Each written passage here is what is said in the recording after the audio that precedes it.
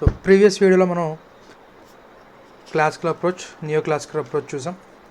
So classical approach only transactional motive, neo classical approach వచ్చేసరికి transaction motive as well as uncertainty, nothing but precautionary, right. So Keynesian theory ఇంకొంచెం better థీరంతో వచ్చాడు నాన్న.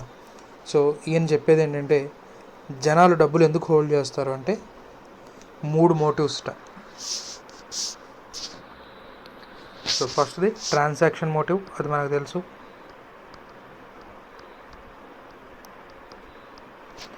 Transaction motive. 2 precautionary motive.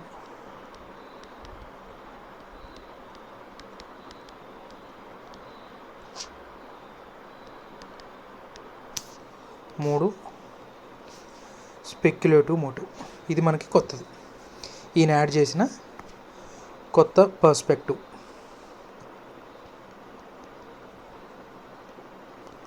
Speculative motive. సరే, first transaction motive చూద్దాం. Transaction motive మనకు already తెలిసిందే. జనాలు day to day expenses, buying selling, దానికోసం చూస్తారు. సో దీంట్లో మళ్ళీ ఈయన 2 చెప్తున్నాడు, income motive, business motive.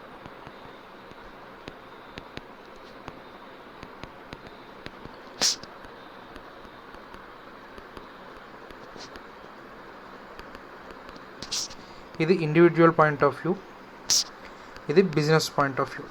So ఇండివిజువల్కి income వచ్చింది. ఆ ఇన్కమ్ని వాడు నెలంతట్లో over a period over a month ఖర్చు పెడుతూ వెళ్తాడు. ఇన్కమ్ రిసీట్కి పేమెంట్కి డిఫరెన్స్ ఉంది. స్ప్లిట్ గురించి మనం ఇందాక నియో క్లాసికల్ అప్రోచ్లో చూసాం. సో ఇండివిజువల్కి ఉండేటటువంటి స్ప్లిట్, ఇన్కమ్ ఒక రోజు వస్తుంది, దాన్ని ఓవర్ ఏ పీరియడ్ ఖర్చు పెడుతున్నాడు. సో సిమిలర్లీ బిజినెస్ కూడా, రైట్. బిజినెస్కి కొన్ని బిల్స్ రిసీవబుల్ ఉన్నాయనుకోండి, ఒక్క బిల్స్ రిసీవబుల్ మెచ్యూర్ అవుతూ ఉంటుంది, మనీ వస్తూ ఉంటుంది. దాన్ని ఓవర్ ఏ పీరియడ్ వాడు కూడా రా మెటీరియల్స్కి వాటికి పే చేయాలి. సో వాడికి రిసీట్ వచ్చేది ఒకరోజు, పేమెంట్ చేసేది ఇంకో రోజు. మనం బడ్జెట్స్ వేసేటప్పుడు, క్యాష్ బడ్జెట్స్ వేసేటప్పుడు చూస్తాం, మనకి రిసీట్ వచ్చేది ఒకప్పుడు, పేమెంట్ చేసేది ఒకప్పుడు. సో ఆ బిజినెస్ కూడా వాళ్ళు కొంత మనకి క్యాష్ అనేది హోల్డ్ చేస్తారు బిజినెస్. కానీ బిజినెస్కి లిక్విడ్ క్యాష్ అనేది మెయింటైన్ చేసినప్పుడు ఓవర్ డ్రాఫ్ట్ మీద ఇంట్రెస్ట్ పడిపోతుంది. అలా అని చెప్పి మొత్తం బ్యాంక్లోనే మెయింటైన్ చేస్తే లిక్విడిటీ దెబ్బతింటుంది. ఏదైనా సడన్ ఎక్స్పెన్సెస్ వచ్చినప్పుడు పే చేయలేకపోతే గుడ్ విల్ దెబ్బతింటుంది. సో ఆ రెండింటిని బ్యాలెన్స్ చేసుకుంటూ కొంత క్యాష్, కొంత బ్యాంకు మెయింటైన్ చేస్తూ ఉంటారు. So transaction motive, both individual and business ఇద్దరు కూడా ట్రాన్సాక్షన్ మోటివ్ కోసం డబ్బులు దాచుకుంటారట. సో లిక్విడ్ మనీ మెయింటైన్ చేస్తారు. సో దీనికి ఈయన ఇచ్చినటువంటి ఈక్వేషన్ చూసినట్లయితే LR is equal to KY.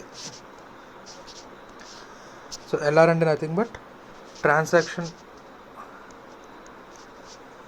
LR వచ్చేసరికి ట్రాన్సాక్షన్ డిమాండ్ ఫర్ మనీ,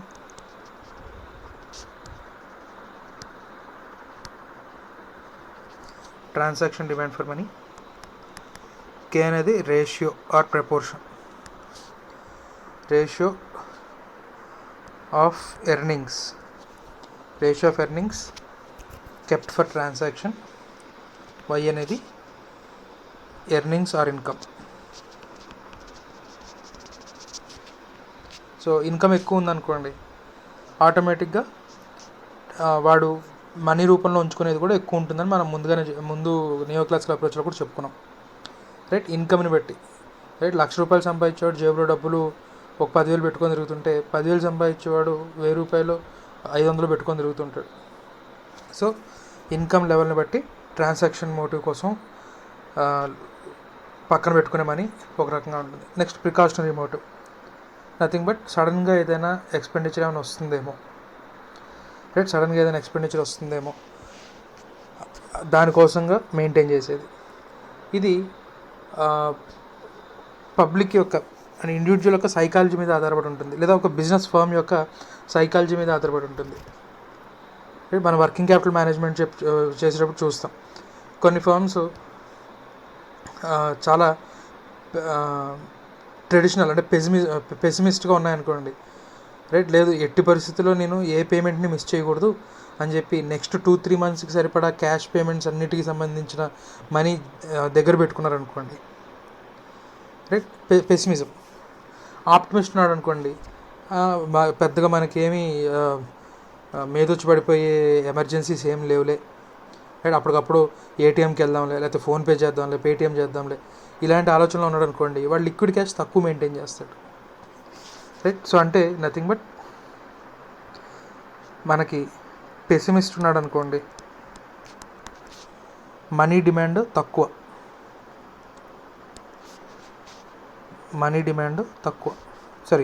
ఉంటుంది.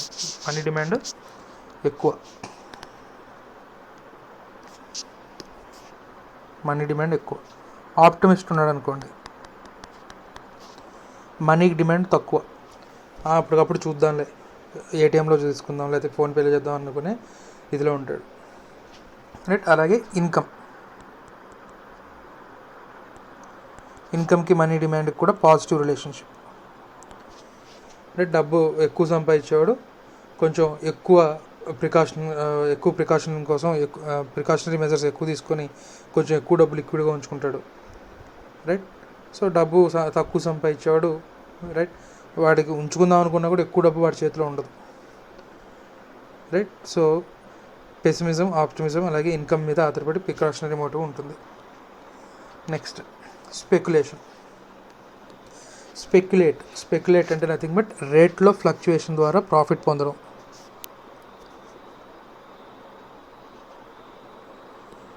చేంజ్ ఇన్ ప్రైసెస్ ద్వారా దాన్ని ఎన్కాష్ చేసుకోవడం. స్పెక్యులేటివ్ అంటే nothing but change in prices.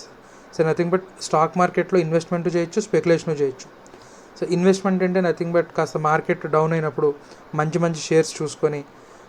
Company shares చూసుకొని ఓకే దీని గ్రోత్ ప్రాస్పెక్ట్ చాలా బాగుంది, ప్రాఫిట్స్ చాలా బాగా ఉండబోతున్నాయి, ఆర్డర్ బుక్ బాగుంది, రైట్. ఇవన్నీ చూసి లాంగ్ టర్మ్ నెక్స్ట్ ఒక 5 to 10 years టైం సైకిల్ పెట్టుకొని ఇన్వెస్ట్మెంట్ చేస్తుంటే దాన్ని షేర్స్ కొనట్లయితే దాన్ని ఇన్వెస్ట్మెంట్ అంటాం. అలా కాకుండా ఏదో ఒక మార్కెట్ రూమర్ మీదో దేని మీద లేకపోతే కంపెనీ రిజల్ట్స్ రాబోతున్నాయి, కంపెనీ రిజల్ట్స్ చాలా బాగుంటాయనే ఉద్దేశంతో రిజల్ట్స్ వచ్చిన తర్వాత కంపెనీ షేర్ బాగా పెరుగుతుంది 5 to 10%, మనం ఇప్పుడే కొనుక్కుందాం షేర్ ప్రైస్ అని చెప్పి తక్కువ రేట్లో షేర్ కొని ఒక 1 month 10 days 3 days హోల్డ్ చేసి రేట్ పెరగగానే అమ్మేయడం, రైట్. సో ఇలా చేంజ్ ఇన్ ప్రైస్ అంటే వాడికి కంపెనీ బేసిక్స్ కానీ ఏం అవసరం లేదు, దాంతో సంబంధం లేదు అసలు, రైట్. సో ఎవడో చెప్పాడు ఈ కంపెనీ షేర్ ప్రైస్ నెక్స్ట్ 10 daysలో 10 రూపాయలు పెరుగుద్దని, దాన్ని నమ్మాడు, రైట్. తక్కువ రేట్లో కొన్నాడు, ఎక్కువ రేట్ అయిన తర్వాత అమ్మేద్దాం అనుకుంటున్నాడు. సో ఇలా ప్రైస్ చేంజ్లో ఫ్లక్చుయేషన్ ద్వారా ఎన్కాష్ చేద్దాం అనుకుంటున్న వాడిని స్పెక్యులేటర్ అంటాం. వాడు చేసే యాక్టివిటీ స్పెక్యులేషన్, రైట్. సో అంటే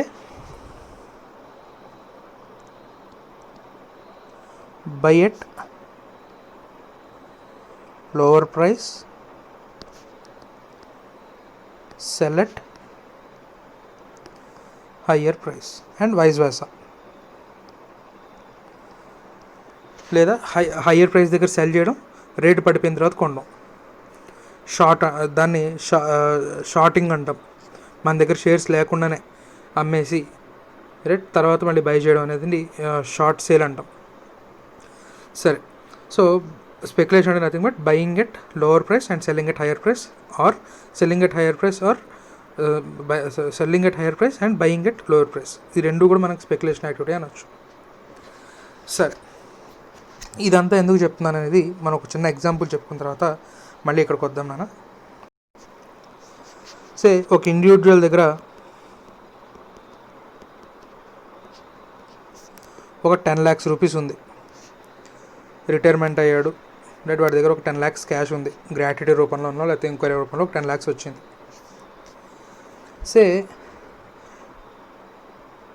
బ్యాంకు ఎఫ్డి రేటు 4% ఇస్తుంది అనుకుందాం. ఫిక్స్డ్ డిపాజిట్ మీద ఇంట్రెస్ట్ 4% ఇస్తుంది అనుకుందాం, రైట్. సో ఇండివిజువల్ ఆ 4% రేట్ ఆఫ్ ఇంట్రెస్ట్కి అట్రాక్ట్ అయ్యి బ్యాంక్లో పెడతాడా, లేదా 4% కోసం బ్యాంక్ దాకా ఏం వెళ్తాంలే. ఒకప్పుడు నా ఫిక్స్డ్ డిపాజిట్స్ మీద 8% నుంచి 10% మధ్యలో ఉండేది. Right, present monetary policy is అవ్వడం వల్ల, ఎస్ఎల్ఆర్లు సిఆర్ఆర్ వీటన్నిటిని తగ్గించడం వల్ల మనకి ప్రజెంట్ ఎఫ్డి రేట్స్ 4% నుంచి 5% మధ్యలో ఉన్నాయి షెడ్యూల్డ్ బ్యాంక్స్లో. So 10% rate of interest fixed deposits మీద చూసినవాడు ఎఫ్డి రేటు 4%కి పడిపోయిన తర్వాత రైట్ ఈ ఫిక్స్డ్ డిపాజిట్స్లో ఇన్వెస్ట్ చేయడానికి ఇష్టపడ్డు. గోల్డ్లోనో రైట్, లేకపోతే ఏదైనా ల్యాండ్లోనో ఇలాంటి వాటిలో ఇన్వెస్ట్ చేయడానికి ట్రై చేస్తాడు. రైట్, సో ఇక్కడ ఇక్కడ మన కీన్సీ అని చెప్పేది ఎజంప్షన్ ఏంటంటే అయితే మనీలో హోల్డ్ చేయాలి, లేకపోతే బాండ్స్లో హోల్డ్ చేయాలి. ఎజంప్షన్ అదే, కానీ నేను మీకు నార్మల్గా చెప్తున్నాను అర్థం కావడానికి.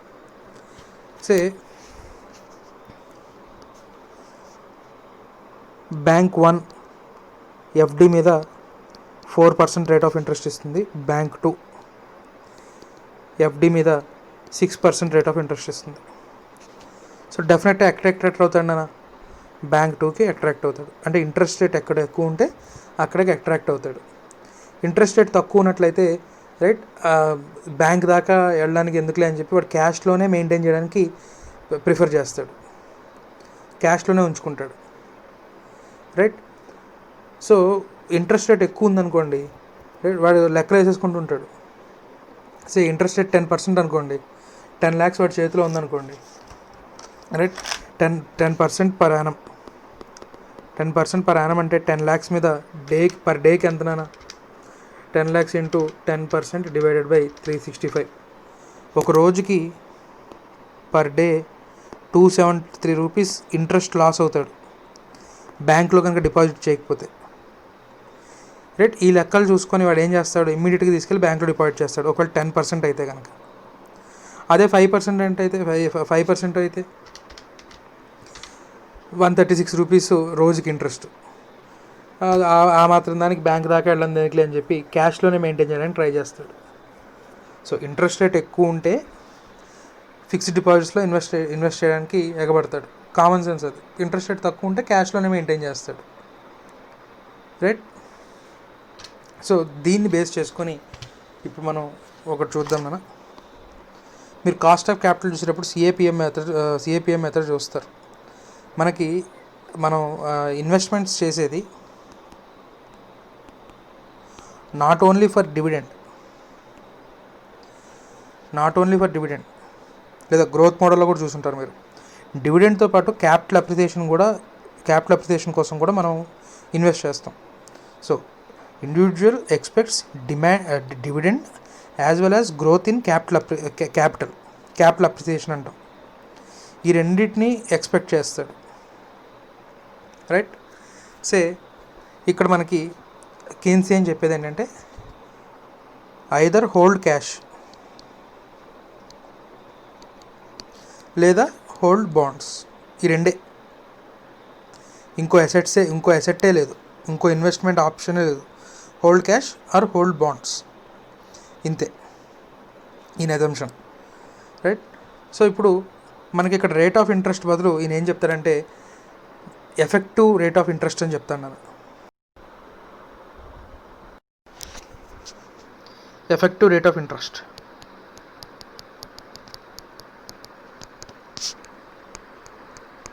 effective rate. Say if an individual bought bond at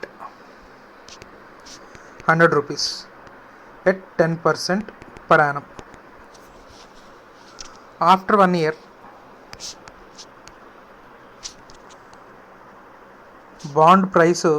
bond market price 105 rupees ఉంది. సో ఇప్పుడు వాడికి వచ్చిన బెనిఫిట్ ఎంత అని చూస్తే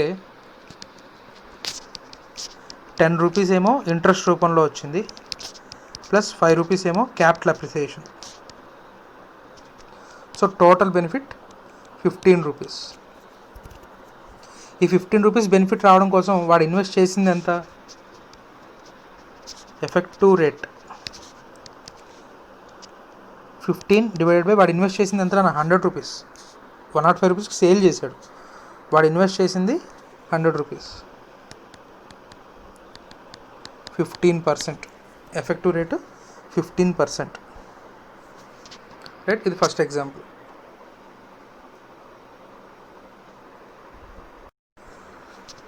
so given total benefit 10 rupees, effective rate of interest 12%. మనల్ని ఫైండ్ అవుట్ చేయమంది current market price find out చేయమన్నాడు.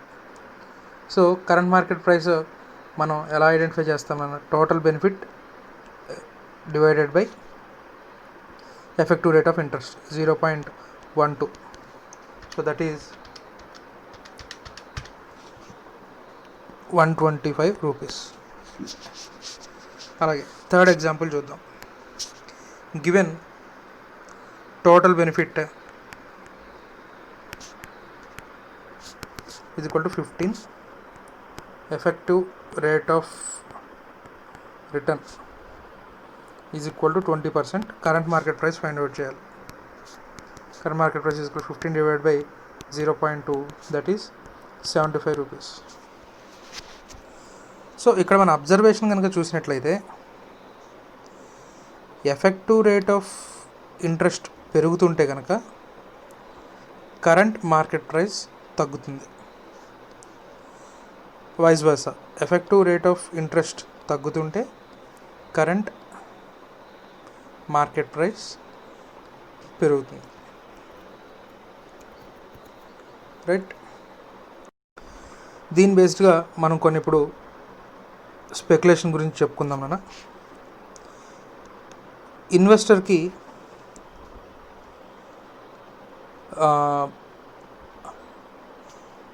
ఒక రేట్ అనుకుంటాడు. సో మనం సిఏపిఐ మోడల్లో అనుకుంటాం risk free rate of return అని చెప్పి.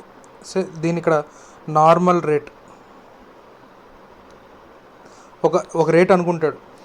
మినిమం ఈ రేట్ వస్తే ఈ రేట్ ఆఫ్ ఇంట్రెస్ట్ అనేది ఈ కరెంట్ మార్కెట్ పొజిషన్లో ఫెయిర్ రేట్ అని ఒకటి అనుకుంటాడు.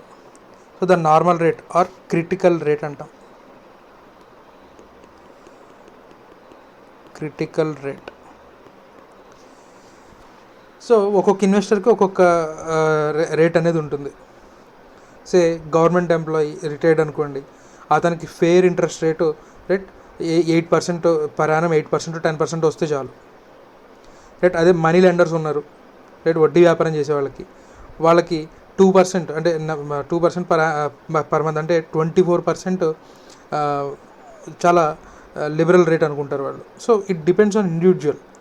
Right, what is the normal rate of return, right, what is critical rate అనేది it depends on individual and it differs from individual to individual. Right, so సరే, critical rate ఒకటి అనుకుందాం. So జనరల్గా investor ఏదైతే ఒక నార్మల్ రేట్ అనుకుంటున్నాడో దాన్ని critical rate అంటున్నాం. మనకి రెండోది effective rate.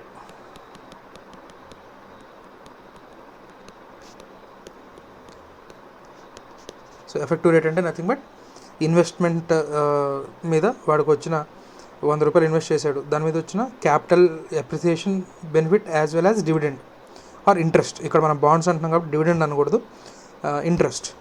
So interest plus capital appreciation, ఈ రెండు divided by what he invested. Right, అది ఎఫెక్టివ్ రేట్. ఈ రెండింటిని కనుక మనం కంపారిజన్ చేసినట్లయితే if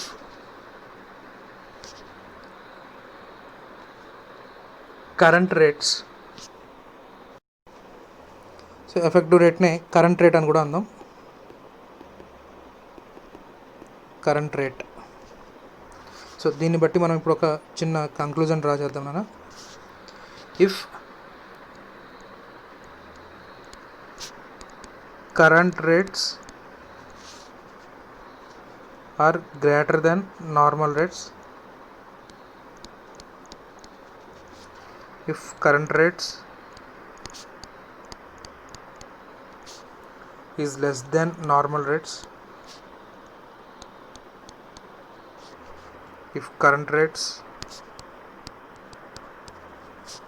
is equal to normal rates. So current rate కంటే కూడా నార్మల్ రేట్ ఎక్కువ ఉంది. Right. Current rate nothing but effective rate of interest ఏదైతే ఉందో అది నార్మల్ రేట్ కంటే కూడా ఎక్కువ ఉంది. అంటే ఎఫెక్టివ్ రేట్ ఆఫ్ ఇంట్రెస్ట్ ఎక్కువ ఉన్నట్లయితే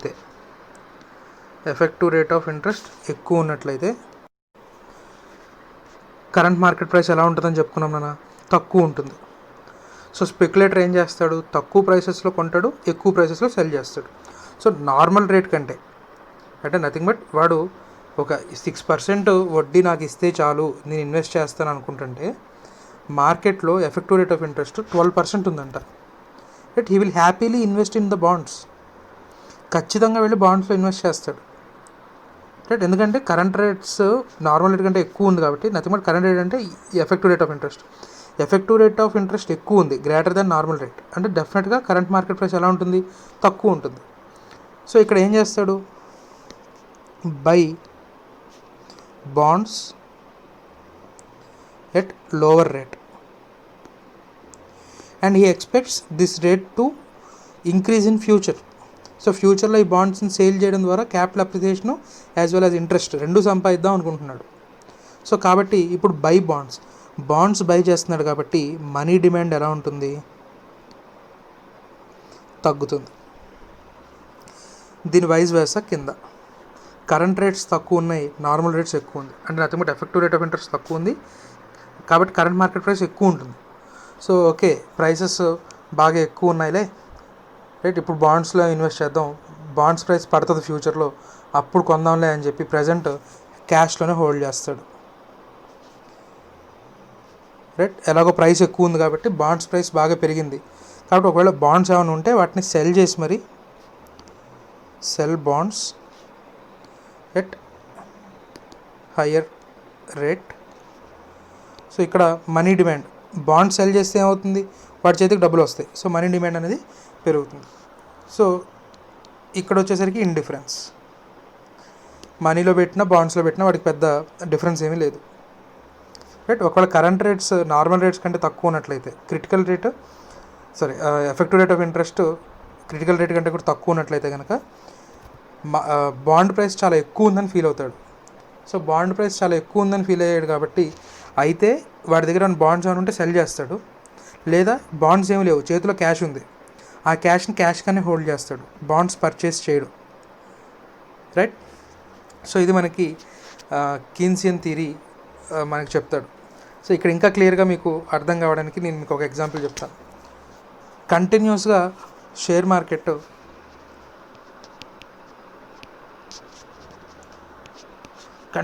పెరుగుతూ ఉంది, 3 months బట్టి పెరుగుతూనే ఉంది.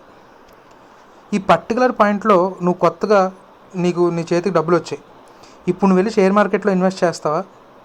ఆల్రెడీ 3 months బట్టి పెరుగుతూనే ఉంది షేర్ మార్కెట్. ఈ పర్టికులర్ పాయింట్లో ఇన్వెస్ట్ చేయడానికి భయపడతావు. షేర్ మార్కెట్ బాగా పెరుగుంది, పడిన తర్వాత ఫ్యూచర్లో ఒకవేళ పడితే అప్పుడు పర్చేస్ చేద్దామని చెప్పి ఆగుతావు. సో సిమిలర్లీ కరెంట్ రేట్ కనుక నార్మల్ రేట్ కంటే తక్కువ ఉన్నట్లయితే నథింగ్ బట్ కరెంట్ రేట్ అంటే ఏంటి, effective rate of interest. Effective rate of interest తక్కువ ఉంటే కరెంట్ మార్కెట్ ప్రైస్ ఎక్కువ ఉంది. సో కరెంట్ మార్కెట్ ప్రైస్ ఎక్కువ ఉంది కాబట్టి ఈ will feel right this bond price may reduce in future. So ఫ్యూచర్లో పర్చేస్ చేద్దాంలే అని చెప్పి ప్రజెంట్ మనీలోనే హోల్డ్ చేస్తాడు. రైట్. సో ఇది మనకి స్పెక్యులేటివ్ మోటివ్ గురించి చెప్తాను. ఇక్కడ మనం అగ్రిగేట్ స్పెక్యులేటివ్ డిమాండ్, అలాగే ఇండివిజువల్ స్పెక్యులేటివ్ డిమాండ్, అలాగే అగ్రిగేట్ స్పెక్యులేటివ్ డిమాండ్ గురించిన డయాగ్రామ్ చూద్దాం. సో ఇది individual speculative demand for money నాన్న, ఎందుకంటే ఒక్కొక్క ఇండివిజువల్ యొక్క నార్మల్ రేటు ఒక్కొక్క రకంగా ఉంటుంది. రైట్. ఒకవేళ ఇండివిజువల్ కనుక ఇక్కడ ఆర్ఎన్ అనేది చూస్తున్నాం మనం. ఆర్ఎన్ అనేది కరెంట్ రేట్, అంటే ఎఫెక్టివ్ రేట్ ఆఫ్ ఇంట్రెస్ట్ అని చెప్పుకోవచ్చు. RC critical rate or normal rate. Right. So current rate అనేది కరెంట్ రేట్ ఆఫ్ ఇంట్రెస్ట్, మార్కెట్లో current rate of interest or effective rate of interest. RN అయితే critical rate ఆర్సీతో denote చేస్తున్నాం. So ఒకవేళ మార్కెట్లో individual ఈ రేట్ ఆఫ్ ఇంట్రెస్ట్ ఫెయిర్ అనుకుంటున్నాడు, కానీ మార్కెట్ ఈ రేట్ ఆఫ్ ఇంట్రెస్ట్ ఇస్తుంది, ఇంట్రెస్ట్ రేట్ ఎక్కువ. జేబులో డబ్బులు పెట్టుకొని తిరుగుతాడా, లేకపోతే ఆ జేబులో డబ్బులకు కూడా ఇంట్రెస్ట్ క్యాలిక్యులేట్ చేస్తాడు, అయ్యో నేను ఇంత ఇంట్రెస్ట్ కోల్పోతున్నానే అని చెప్పి. సో వాడు జేబులో ఉన్న ప్రతి రూపాయికి ఇంట్రెస్ట్ క్యాలిక్యులేట్ చేసుకొని బాధపడిపోతాడు, ఇంత నేను ఇంట్రెస్ట్ కోల్పోతున్నానే అని. ఆపర్చునిటీ కాస్ట్ ఎక్కువ, రైట్. కాబట్టి వాడు కంప్లీట్గా బాండ్స్లోనే హోల్డ్ చేస్తాడు. Nothing but Y axis, zero demand for money. ఈ particular place zero demand for money. ఈ రేట్ కంటే తక్కువ, రైట్. ఇదేమో RC is equal to RN. ఇక్కడ వాడు మనీ అయినా బాండ్స్ అయినా ఏదైనా ఒకటే వాడికి. ఈ రేట్ కంటే తక్కువ ఉంటే కనుక మార్కెట్ రేట్ ఆఫ్ ఇంట్రెస్ట్ వాడు క్యాష్లో మెయింటైన్ చేస్తానంటాడు, రైట్. సో ఇది మనీ డిమాండ్ ఇండివిజువల్కి సంబంధించి. సో అగ్రిగేట్ ఇండివిజువల్స్ అందరినీ కలిపితే, సో ఒకటికి నార్మల్ రేట్ ఆఫ్ ఇంట్రెస్ట్ 3% అనుకోవచ్చు, ఇంకోటి 5% అనుకోవచ్చు, ఇంకోటి 12% అనుకోవచ్చు. ఇలా వీళ్ళందరి యొక్క అగ్రిగేట్ డిమాండ్ ఫర్ మనీని కనుక కలిపినట్లయితే, రైట్, మనం ఇంకో డయాగ్రామ్ గీయచ్చునా. సో అగ్రిగేట్ స్పెక్యులేటివ్ డిమాండ్ కనుక చూసినట్లయితే ఇది వేరీస్, ఒకసే 15% నుంచి 3% వరకు వేరీ ఉంటుంది అనుకున్నాం. So effective rate of interest కనుక అందరూ అనుకుంటున్న దానికంటే కూడా ఎక్కువే ఉంది, సో అందరూ కూడా బాండ్స్లోనే హోల్డ్ చేస్తారు, ఎవరు క్యాష్లో హోల్డ్ చేయరు. ఒకవేళ రేట్ ఆఫ్ ఇంట్రెస్ట్ తగ్గుతూ వెళ్తూ ఉంటే, రైట్, ఒక్కొక్కళ్ళు నెమ్మదిగా దాన్ని క్యాష్లో కన్వర్ట్ చేసుకోవడం మొదలు పెడతారు. సే ఫర్ ఎగ్జాంపుల్ మార్కెట్లో ఈ రేట్ ఆఫ్ ఇంట్రెస్ట్ ఉంది, say demand for money is this M1, right. So rate of interest ఇంకా తగ్గింది,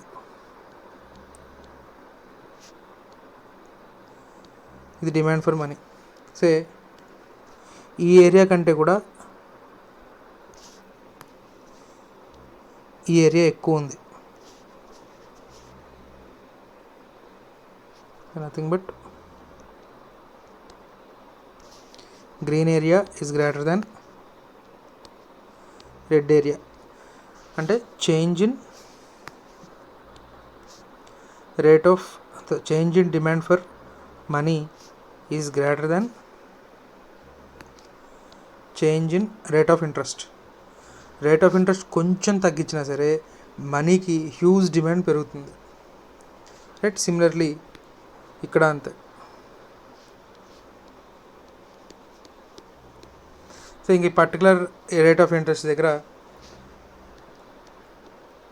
ఇక అందరూ కూడా క్యాష్లోనే హోల్డ్ చేద్దాం అనుకుంటారు. ఈ R0 దీనికంటే కూడా ఇంకా కిందకి వెళ్తే కనుక, సో M3, M4, M5 ఇక అందరూ క్యాషే, ఇంకా బాండ్స్లో ఎవరు హోల్డ్ చేయని అంటారు, అందరూ కూడా క్యాషే, రైట్. దీన్నే లిక్విడిటీ ట్రాప్ రీజియన్ అంటారు.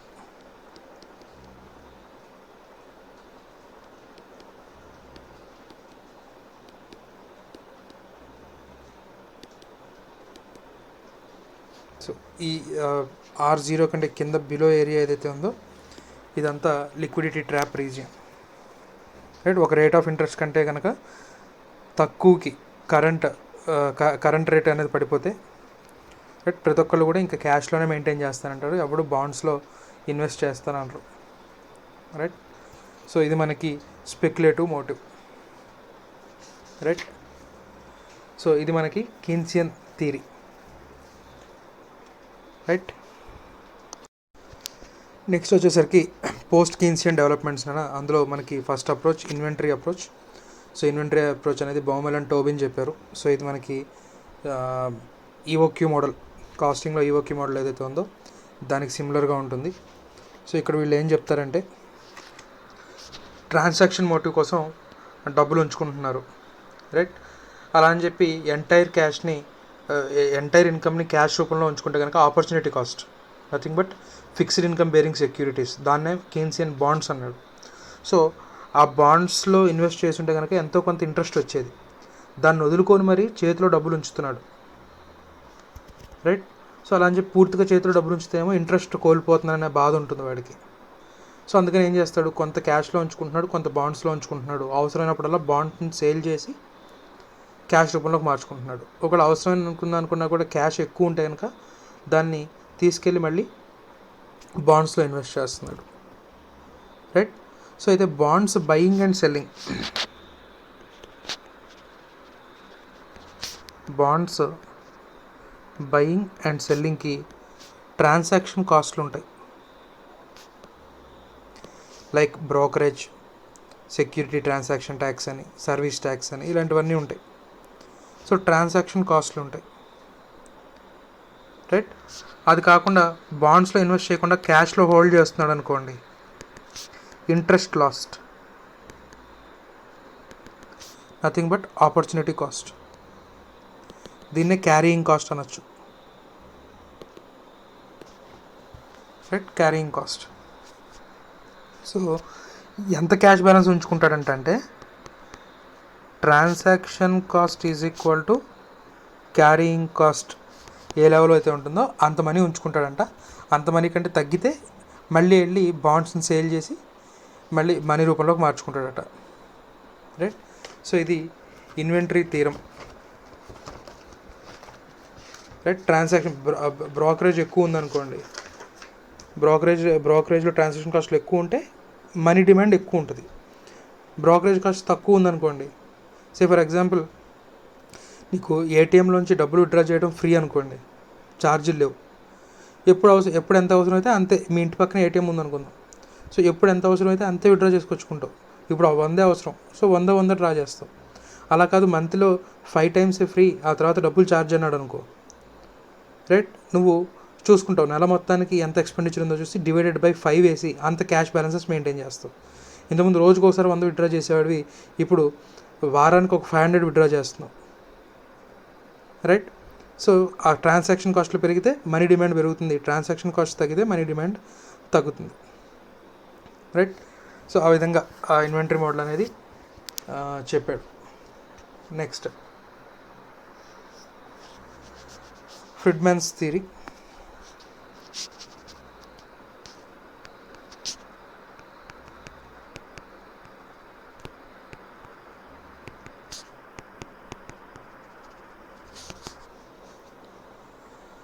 సో దీన్నే రీఇన్స్టేట్మెంట్ థియరీ అని కూడా అంటారు నాన్న.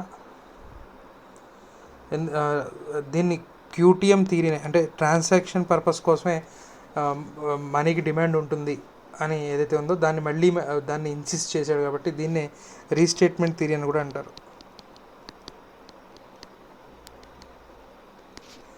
రీస్టేట్మెంట్ థియరీ, రీస్టేట్మెంట్ ఆఫ్ క్యూటీఎం అని కూడా అంటాం దీన్ని. సో ఈయన మనీ డిమాండ్కి సేమ్ మళ్ళీ 2 రీజన్స్ అని చెప్తున్నాడు మనీకి డిమాండ్ అవ్వడం కోసం.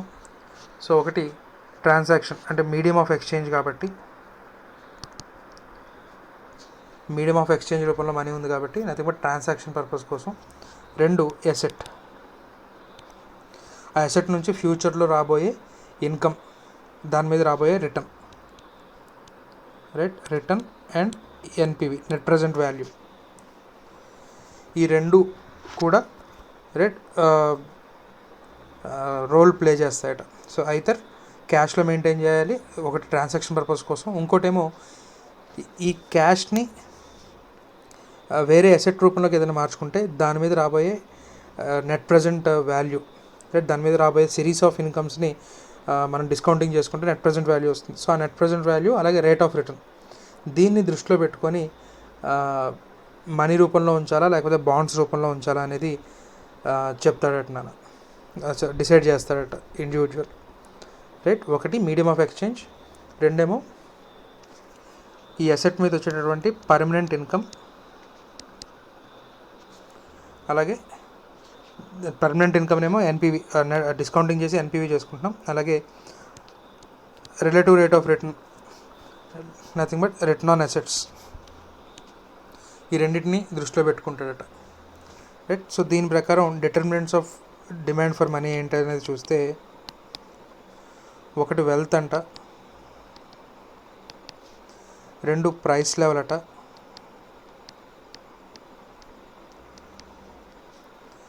3 ఆపర్చునిటీ కాస్ట్ ఆఫ్ మనీ అంటే ఇంట్రెస్ట్ రేట్, 4 ఇన్ఫ్లేషన్.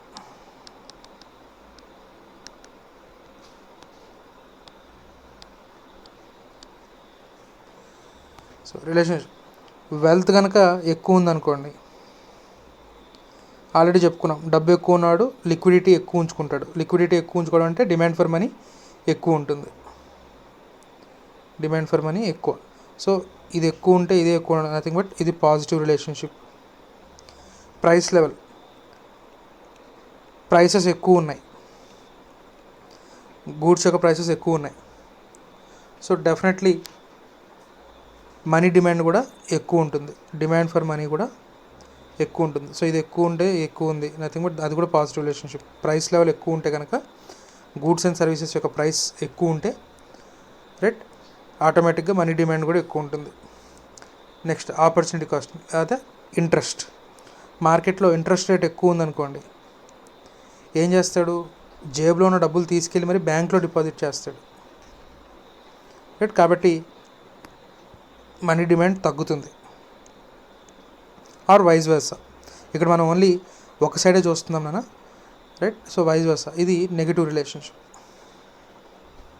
అలాగే ఇన్ఫ్లేషన్ రైట్, ఉండాల్సిన దానికంటే కూడా ఎక్కువ ప్రైసెస్, అండ్ 100 రూపీస్ ఉండాల్సింది కాస్త 105. జనరల్ ప్రైస్ లెవెల్ ఎక్కువ ఉండడానికి అను ఇన్ఫ్లేషన్ ఉండడానికి డిఫరెన్స్ ఉంది నాన్న right.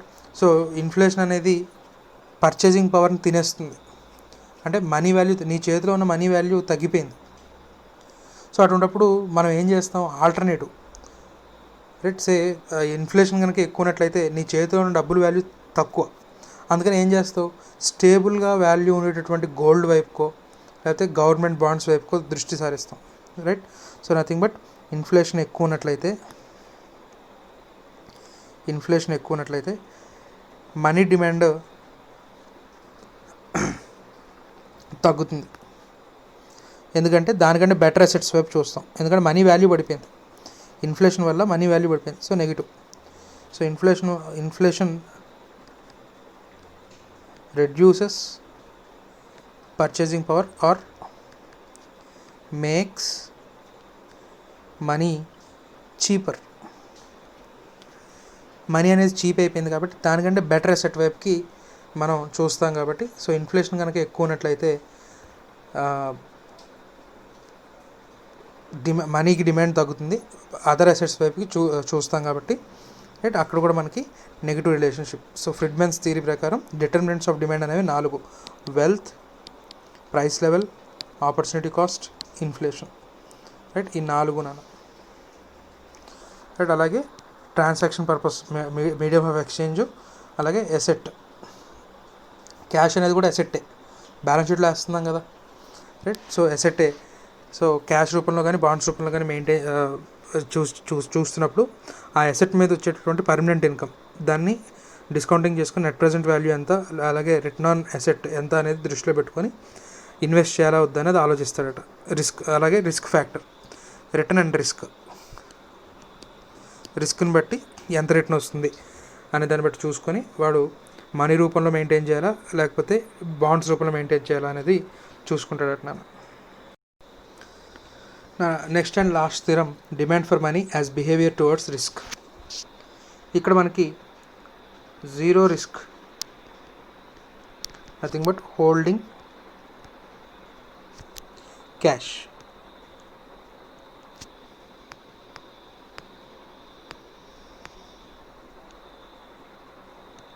Holding cash is zero risk, అసలు రిస్కే లేదు, no risk at all. So cash rule నుంచి ఏ రూపంలోకి మార్చినా, సో నథింగ్ బట్ క్యాష్తో నువ్వు షేర్స్ పర్చేస్ చేయొచ్చు, బాండ్స్ పర్చేస్ చేయొచ్చు, ల్యాండ్ పర్చేస్ చేయొచ్చు, గోల్డ్ పర్చేస్ చేయొచ్చు, సో ఏదైనా. సో ఇవన్నిటికీ కూడా రిస్క్ లెవెల్స్ వేరు.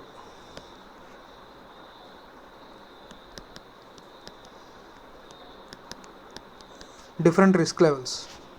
సో రిస్క్ ఎక్కువ ఉంటే రిటర్న్ కూడా ఎక్కువ ఎక్స్పెక్ట్ చేస్తాడు, ఆ ప్రకారంగా రిటర్న్ ఉంటేనే ఇన్వెస్ట్ చేస్తాడు, లేకపోతే క్యాష్ రూపంలోనే హోల్డ్ చేస్తాడు రైట్. ఆ రిస్క్ అండ్ రిటర్న్ని దృష్టిలో పెట్టుకొని కొంత క్యాష్లో కొంత అసెట్స్ రూపంలో మెయింటైన్ చేస్తాడు రైట్. సో ఒకవేళ రిస్క్కి తగ్గట్టుగా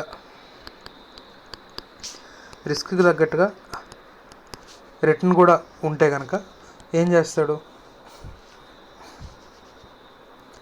క్యాష్లోంచి ఆల్టర్నేటివ్ అసెట్స్ రూపంలోకి మారుస్తాడు. రైట్, రిస్క్ ఎక్కువ ఉంది, దాని ప్రకారం రిటర్న్ కూడా ఎక్కువ ఉంది అనుకోండి, రైట్, క్యాష్లోంచి ఆల్టర్నేటివ్ అసెట్స్ రూపంలోకి మారుతుంది. రైట్, అసలు ఈ రిస్క్ అంతా ఎందుకు రా బాబు, మనకి బాండ్స్ మళ్ళీ ఆ ప్రైసెస్లో ఫ్లక్చుయేషన్, ఒకవేళ ల్యాండ్లో ఇన్వెస్ట్ చేసాం, అక్కడ ల్యాండ్ రేట్లో ఫ్లక్చుయేషన్స్, ఈ రియల్ ఎస్టేట్ భూము అది పడిపోవడం, ఇవన్నీ మనకి ఎందుకు అనుకుంటే శుభ్రంగా క్యాష్లో పెట్టుకుంటాడు. రైట్, కాకపోతే మరి దానివల్ల వాడికి ఎటువంటి రిటర్ను రాదు. అలా అని చెప్పి ఇన్వెస్ట్ చేద్దామంటే ఏకంగా క్యాపిటలే పోయే ఛాన్స్ ఉంది. కరెక్ట్గా 4 months కిందట రైట్ కొత్తగా ఆవిడ MBA పాస్ అయ్యాడు, రేట్ షేర్ మార్కెట్ గురించి తెలుసుకొని చక్కగా ఒక 20,000 30,000 షేర్ మార్కెట్లో పెట్టాడు అనుకోండి, ఇవాళ రోజు నా 20,000 వాల్యూ 3,000 5,000 ఉండి ఉండొచ్చు. రైట్, మార్కెట్ అంత షార్ప్గా పడిపోయింది, ఏకంగా రిటర్న్ రావాల్సింది పోయి వాడు పెట్టిన క్యాపిటల్ కూడా ఎరోడ్ అయిపోయింది. రిస్క్. సో ఇలాంటి రిస్క్ ఎందుకు అనుకుంటే హ్యాపీగా క్యాష్లో ఉంచుకుంటాడంట. లేదు రిస్క్ తీసుకుందాం, రిస్క్ యాక్సెప్టెన్స్ ఉందనుకోండి, రైట్, అండ్ రిస్క్ యాక్సెప్ట్ చేయడం కూడా క్యాలిక్యులేటెడ్ రిస్క్ ఉంది కాబట్టి దానికి తగ్గట్టుగా రిటర్న్ అనేది ఉంటేనే, రిటర్న్ ఉందనిపిస్తేనే వెళ్ళి ఇన్వెస్ట్ చేస్తాడు. Right, so risk accepting capacity లేకపోతే రిస్క్ యాక్సెప్టింగ్ బిహేవియర్ అనేది ఒక్కొక్క ఇండివిజువల్కి ఒక్కొక్క రకంగా ఉంటుంది. సో రిస్క్ని యాక్సెప్ట్ చేసేవాడు బాండ్స్ అసెట్స్ ఆల్టర్నేటివ్ అసెట్స్ రూపంలోకి వెళ్తాడు, రిస్క్ యాక్సెప్ట్ చేయలేని వాళ్ళు క్యాష్ రూపంలోనే హోల్డ్ చేస్తారు. రైట్, సో ఇవన్నీ కూడా మనకి థియరమ్స్ ఆఫ్ మనీ డిమాండ్.